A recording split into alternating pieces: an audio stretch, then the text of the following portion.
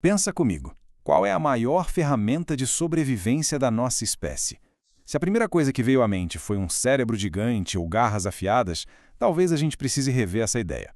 A resposta de verdade está numa história bem surpreendente que começa lá em 1803. Naquele ano, um prisioneiro britânico chamado William Buckley fez o que parecia impossível. Ele escapou. Só que a liberdade dele o jogou numa prisão de outro tipo, a imensidão selvagem e totalmente desconhecida da Austrália. Sozinho. E é aqui que a coisa fica interessante, porque o Buckley era, em teoria, o ápice da evolução, um Homo sapiens moderno com o mesmo cérebro que permitiu à nossa espécie criar cidades, sabe? Ele tinha tudo para se dar bem, não é mesmo? Pois é, completamente errado. Ele estava à beira da morte morrendo de fome. Não conseguia achar comida, nem fazer um abrigo, nem se localizar.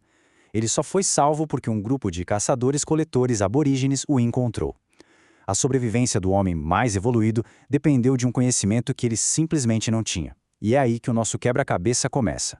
A solução para esse enigma todo revela o verdadeiro segredo do nosso sucesso. Nós não somos, em primeiro lugar, uma espécie inteligente. Nós somos uma espécie cultural. E agora a gente vai entender o que isso realmente significa. A história do Buckley é muito mais que só um caso de um homem perdido. Ela nos deixa com um quebra-cabeça enorme. Por que um primata que é, por natureza, super adaptável, estava completamente boiando na situação? Isso nos leva a duas grandes perguntas. Primeiro, se o nosso cérebro é tão poderoso, por que ele falhou nessas tarefas de sobrevivência super básicas que muitos outros animais tiram de letra? E segundo, de onde surgiram todas aquelas regras sociais complexas, os clãs, os rituais que os aborígenes que os salvaram tinham? E olha que curioso, a resposta para as duas perguntas é a mesma, e ela muda tudo o que a gente pensa sobre nós mesmos. Como o antropólogo Joseph Henrich argumenta, o segredo do nosso sucesso não está na nossa inteligência individual. Está no fato de que nós somos, na nossa essência, uma espécie cultural. Mas tá, o que isso quer dizer na prática? Pensa assim, a nossa genética não vem com o manual de sobrevivência completo.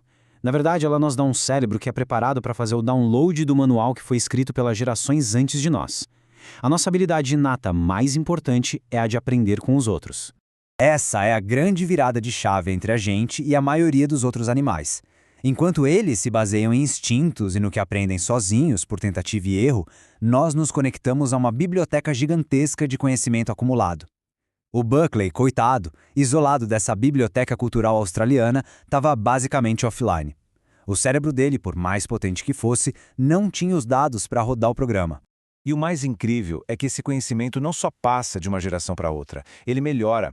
É o que chamamos de efeito catraca. Sabe, a cada nova geração, alguém dá um pequeno ajuste, faz uma melhoria, e a cultura avança, sem nunca voltar para trás. Esse processo, a tal da evolução cultural cumulativa, é o motor do nosso progresso. Foi ele que nos deu tudo, de smartphones a remédios. E o mais contraintuitivo é que, na maioria das vezes, as pessoas que melhoram e transmitem essas práticas nem entendem cientificamente por que elas funcionam. Elas só sabem que funcionam. Vamos pegar um exemplo concreto. O veneno de flecha usado na bacia do Congo. A receita é tão, mas tão complexa que seria impossível uma pessoa só inventar aquilo do zero. Em vez disso, imagina um jovem caçador. Ele aprende a receita básica com o pai, depois ele observa o melhor caçador da tribo, o mais respeitado, e percebe um detalhe diferente. Aí ele faz um pequeno ajuste na mistura e anos depois ele ensina essa versão um pouquinho melhor para o próprio filho. O que isso mostra pra gente é que o verdadeiro gênio não está numa pessoa só, está no grupo. O conhecimento essencial para a sobrevivência fica guardado nesse cérebro coletivo, distribuído pela comunidade inteira. É um sistema super resiliente, onde a sabedoria continua existindo mesmo depois que as pessoas se vão. E olha, esse mesmo processo de evolução cultural não serve só para ferramentas físicas, não. Ele também constrói as ferramentas mais poderosas que existem, as nossas sociedades. A gente passou de melhorar receitas de veneno para melhorar as regras da convivência.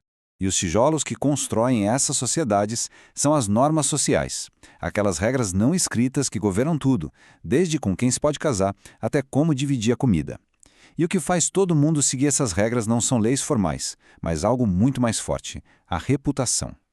Quebrar uma norma significava arriscar o isolamento social, o que no nosso passado era praticamente uma sentença de morte. Mas essas normas não surgem do nada. A evolução cultural é muito esperta. Ela se aproveita da nossa psicologia, que já vem de fábrica. Nossos instintos de primata, tipo ajudar a família, formar casais, desconfiar de estranhos, são as âncoras. A cultura se agarra a esses instintos e os expande, transformando coisas simples em instituições supercomplexas como clãs e leis de casamento. E é bem aqui que a antropologia e a psicologia se encontram de um jeito fascinante. Porque a cultura não é só algo que a gente aprende. Ela entra no nosso corpo e nos reconstrói por dentro em um nível neurológico mesmo. Então, pode esquecer aquela ideia de que a cultura é só um software que a gente instala num cérebro que funciona como em hardware fixo. A verdade é muito mais profunda. A cultura é incorporada. Ela literalmente reescreve o nosso firmware neurológico. Atividades como aprender a ler, por exemplo, não dão só uma nova habilidade. Elas mudam fisicamente a fiação do nosso cérebro, engrossando o corpo caloso e criando novas áreas especializadas. Desse jeito, a cultura invade a nossa mente por todos os lados. Ela refaz a fiação do cérebro, define o que a gente acha normal, calibra o que consideramos bonito ou justo e, mais importante, nos molda desde a infância, deixando uma marca permanente em quem a gente é. E isso tudo nos leva a um pensamento final, muito bem capturado pelo Clifford Geertz. A ideia de que somos um eu separado, único e independente, algo que parece tão óbvio para nós, é na verdade uma construção cultural, não um fato da natureza. E isso nos força a perguntar: quanto daquilo que cada um considera ser si mesmo é na realidade um eco desse nosso cérebro coletivo?